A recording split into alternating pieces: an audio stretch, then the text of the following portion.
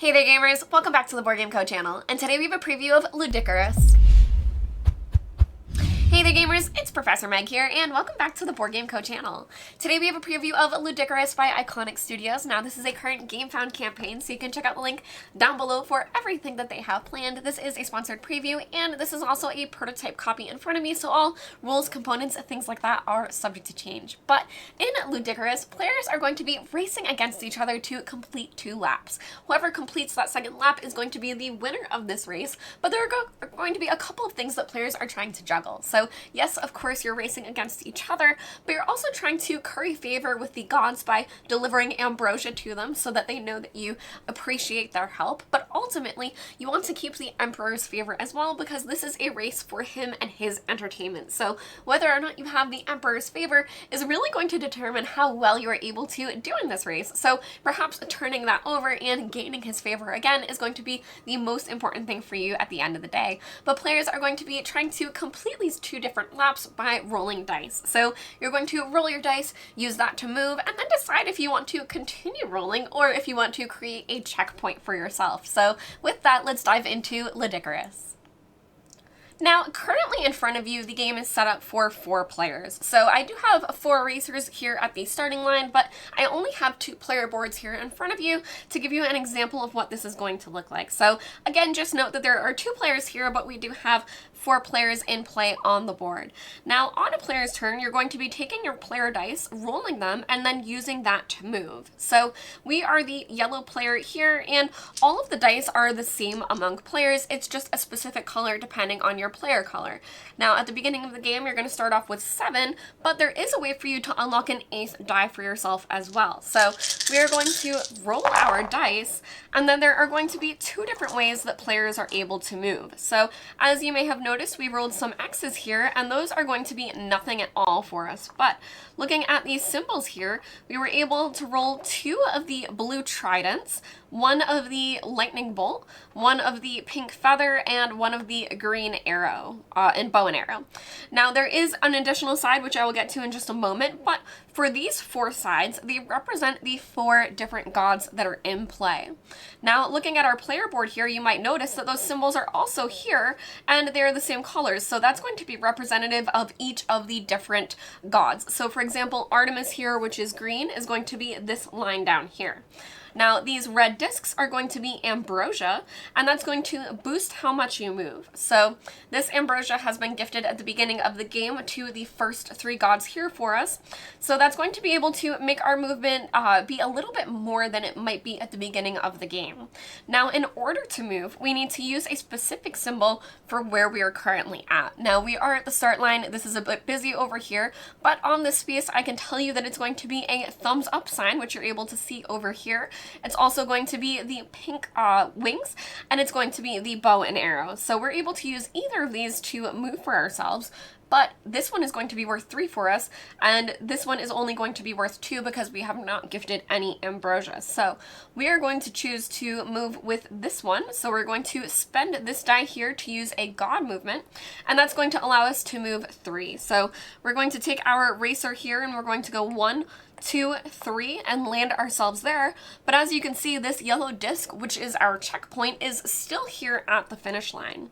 Now, as we have all of these dice left here, we are able to choose to either roll these again to attempt to move, or we could just create a checkpoint for ourselves here, starting here on our next turn. Now, on this spot here, there are 3 different symbols that we're able to roll to move with, including that thumbs up symbol, which you aren't able to see yet. So I am going to have us roll again and hope to move, and here we do have this symbol. Now, this symbol is going to mean the emperor's favor, and that's how you're moving with him helping you move. So you have to have the emperor's favor, which is this token on this side, to be able to use this particular type of movement. But the tricky part is, if we do have his favor and choose not to use this movement, we will actually lose his favor, and it will flip to this side instead. So we are going to use that to move, and this is going to have us move differently in a couple of different ways. So first of all, this only moves 1 for the die instead of the augmented amount for the different god dice, but we also do not have to spend it. So we're not using any of these as they don't match that particular symbol, but we'll use this to move just 1, and we don't have to spend it. So we're able to take that back as well. So with these dice here, it is in our best interest to roll again, but another thing that we're able to do is place one of our gladiators. So we're able to place this as it's our turn, and this is something that's going to slow down the other players. Now you can place this on any spot that is unoccupied, so we are going to place this right behind us over here, and that's going to slow down these guys from advancing when it's on their turn as well. So now we'll take these dice and roll yet again for ourselves and see how we are able to move. Now, this wasn't a great roll for us. Honestly, we only rolled 1 symbol that we were able to move with, so as you can see, it gets trickier and trickier trying to move. But we will use this to move, and we're going to go 1, 2, 3. Now, yet again, here on this spot, we do have 3 different symbols that we are able to roll, but where you saw we did not roll, we only rolled 1 success that past roll, it could be a little dangerous to continue to do so. So at this point, you may choose to create a checkpoint for yourself, and that's when you're going to take your token, move it up here, and that way on future turns when you do move forward, you're able to at least be reset back to this checkpoint instead of way back to the beginning. Now, each of the 4 gods has their own spot along the track, so there's a potential that you land on one of those god spaces, and if you've gifted them ambrosia, it's good for you. It's going to give you a bonus because they've noticed that you've taken a liking to them and gifted them things. But if you haven't gifted them any ambrosia, they're also going to notice that as well and be unhappy that you stopped on their spot. So they are going to send their animal after you, and that means that the animal for that god is going to enter into the race. So these animals aren't particularly racing, they're not trying to win the race, but they are trying to come up against players and attack them. So there's not only racing in this game, but there's also combat, which I'll go over in just a moment. But these animals are going to be trying to race up among players and snatch them, but they're also going to slow down movement as well. So as I place those gladiators, the animals are also going to slow down movement, and the emperor has his own animals that he's able to add into the mix as well. So, for example, this is one of those god spots. So if a player were to land there, if they had gifted them ambrosia, they're going to get bonus movement for their ambrosia for the number that they have contributed. So they would be able to move a little bit more around the board. But if they have not contributed any ambrosia to that particular god, their animal is going to enter play on that spot. So on all future rounds, that player is going to roll a die for them, and that's going to move the animal around the board. So as I said, the animals are able to attack if they're able to catch up and grab a racer, but they're also going to be in the way for movement. So moving past both gladiators as well as animals is going to cost an additional 3 movement. So for example, for this racer here, if they wanted to move to this spot, they would have to have 1, 2, 3, 4, 5, 6 successes to be able to do so. Now, of course, they may have moved forward, rolled, and then moved forward again, but you do need those 3 to cross past that particular thing. So those are going to be ways that players are obstructed from moving around the map, and here are going to be the emperor's animals as well, which are going to work in a similar way. Now, additionally, the emperor spaces, which are these 2 spaces here, are also going to function a little bit differently, and this is how you're going to be gaining that ambrosia to slot into your player boards. So whenever a player hits one of these spaces, they're going to end their movement immediately. It basically ends the turn for you, but you're going to gain a couple of things. So you would end your turn, you'll place your checkpoint there, basically meaning that you'll be starting there going forward, and then you will gain that ambrosia. They're able to choose where to slot it for the different gods. So you may want to bank one particular type to try to unlock a special ability, or you may try to spread it out, meaning that you have favor with all of the gods. But after that, if your emperor token is on the unhappy side, he will then move on to his happy side because he has now he's now approving that you have at least hit that point in the race. He's happy that you are continuing to compete and proceeding that far. And additionally, when you are on that spot, as you are placing your checkpoint, you will reclaim any of your spent dice as well. Now, as I noted, there are the special abilities, and those players are going to unlock when they finally have enough ambrosia donated to that particular god. So you would have to have them slotted as such, and you do start with 3 at the beginning of the game. It's suggested to start off like this, but once players are more experienced with the game, they may choose to unlock specific things perhaps right away. But this one here is going to be your extra die, so that's how you're going to be unlocking your 8th die for yourself. This one here is going to be a reroll, which means that every time you roll your race dice, you can reroll one of them, hopefully increasing your odds for yourself. This here is going to be your extra gladiator, so this is how you have a second gladiator that you're able to place out on the board. And then finally here is going to be your dice minimum, because currently, players can never go below 1 die minimum, but this is going to allow you to not ever go below 2 instead. Now, what this means is that for a player's movement, for example, if they had all of their die spent except 1, if you rolled exactly what you needed to move off of that spot, you would still be able to keep that 1 die. So players always have at least 1 die, but that does mean that you need to roll a success on that to be able to continue moving, otherwise you may lose your checkpoint. So it can be dangerous to continue with that 1 die, but having 2 is where you can have a bit of an advantage where perhaps you're able to roll exactly what you need, especially if you have an extra reroll as well. Now, to go over combat is going to be triggered in a few different ways. One of them is going to be if you land on another player's spot, but another is going to be perhaps if an animal catches up to you and lands on your spot. But if you are landing on a player's spot, combat will be initiated, and if there happens to be multiple things on that spot, everything will be entered into that combat. So on this space here, all 3 things would be in the combat between the yellow player and the green player, as well as this god. But if these players were alone over here on this spot, it would be just between the 2 players. Now, when combat happens, players have a choice of choosing between 1 to 3 of their combat dice, and that's how many you're going to be rolling. So you're going to choose how many you roll, and as you can see here on your player board, depending on how many you roll, a success is worth more or less. So if a player chooses to roll just 1 die, if they do hit a success, it'll do 6 damage. But if they roll all 3 of their dice, each success is only doing 2 damage. So you can see where it's a bit of push your luck, where you're either trying to hope that you're getting multiple successes with more dice, or you're choosing less dice to hopefully hit a little bit harder. So players are going to choose this secretly and simultaneously, and then you will roll the dice at the same time.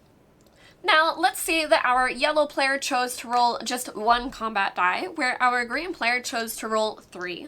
They're currently on this spot, meaning that the green arrows as well as the thumbs up are going to be successes. So we will roll for our green player first. They did not roll any successes at all. And our green player will roll their 3 dice, and they roll 1 success, but it's only 2 damage. However, it's the only damage in this combat, so they are going to be the victor.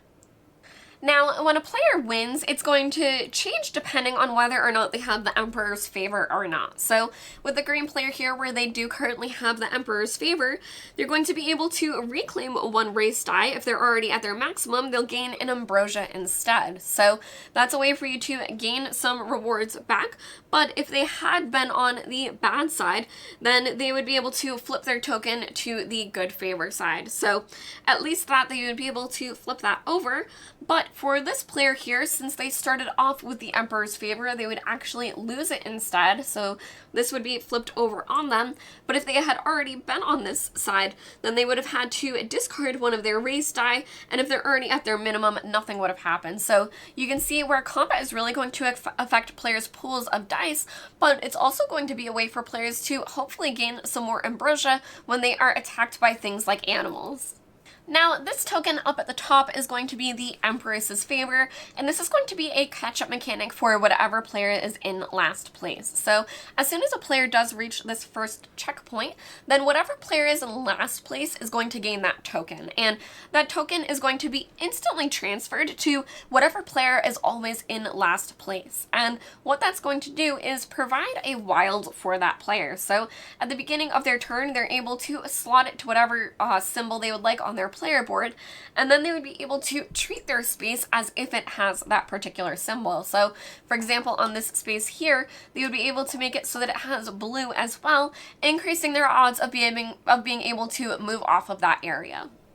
Now, finally, another thing players are able to do is apologize to the Emperor, because the Emperor's favor is extremely important in this, so you're able to discard an ambrosia off of your board to gain their favor as well. Now, there are the few other times that I've noted it happens, both when you win in combat as well as when you pass the different checkpoints, but if you find it's absolutely necessary, you are able to discard to gain his favor again as well. Throughout the game, players are going to feel that urgency to race ahead, because you're going to see all of these other players not only moving ahead of you, but placing different things along the way, such as gladiators and animals, to slow you down. So you're going to want to be ahead in the race so that you're able to get by these different obstacles and hopefully come out first. But slotting those different ambrosias is going to be super important, because that's going to give you additional movement when you're using your god die, but keeping the Emperor's favor is going to be so important because you don't spend his dice when you move. So if you are able to land on the spots that you're able to use his die to move instead, you're able to really elongate your movement as you're running around the board. But the push your luck system is going to have you constantly trying to decide if you should create a checkpoint for yourself, because the checkpoints are the safest way for you to save your progress and start off from that spot in the race when it's your turn again. But it can be so tempting to have quite a few dice left over and think you can roll it. So players are constantly going to be trying to not only roll what they need to move ahead, but plan these different obstacles for each other and perhaps engage in combat to have them lose the Emperor's favor for the other players, because that as well is going to be a way to slow them down. Now, the first time a player is able to make a full rotation around the board, they're going to flip their raise token over to the second side. So that is how you're going to track one full lap, and then you need to do a second lap in order to win the game. Now, the game is going to immediately end and be won when a player does cross that finish line, so there is a very clear ending to the game where everyone is going to be rushing toward that final point. Now, if you want a little bit more excitement, the characters do also have asymmetric sides where you're going to have different abilities that you are able to unlock. Now, for example, Velocity here makes the X dice a bit more useful for her. So when she does unlock the different abilities for the different gods, she's able to spend the X's as a particular symbol instead. So, for example, a roll of this could be 3 lightning bolts depending on what she has unlocked. But looking over here, for example, over here, they're able to overtake gladiators and animals for 2 fewer moves. They're also able to reroll 2 dice instead of that 1 that we saw earlier. Over here, if they, for their first roll of their turn, they can reclaim 2 of their race dice instead of 1. And over here, they can never go below 2 race dice. So you can see where these 2 characters are extremely different once you're playing on these sides of their boards. Overall, Ludicurrus is going to be a fast-paced racing game where you're constantly asking yourself, should I make a checkpoint? Because you're going to be rolling all of these dice, which can be very satisfying and tempting because you think you can roll the symbols that you need, but as you saw, it can be pretty hard to get the successes when you need to. So depending on the favor of what you have with the different gods, it could be very useful for you to even land on one of their spots and really zoom around the board. But you're going to see players trying to move ahead and then losing their progress and being sent all the way back to their checkpoints if they're not able to roll those successes. So when it's your turn, you're going to have to ask yourself, should I stop here? Should I create a checkpoint? Or should I keep pushing forward and try to get a little bit further ahead of everyone else? So this is going to be Ludicurrus. You can check out the link down below for everything that Iconic Studio has planned. Thank you all for watching the Board Game Code channel. I'm Professor Meg, and I'll see y'all next time. Bye!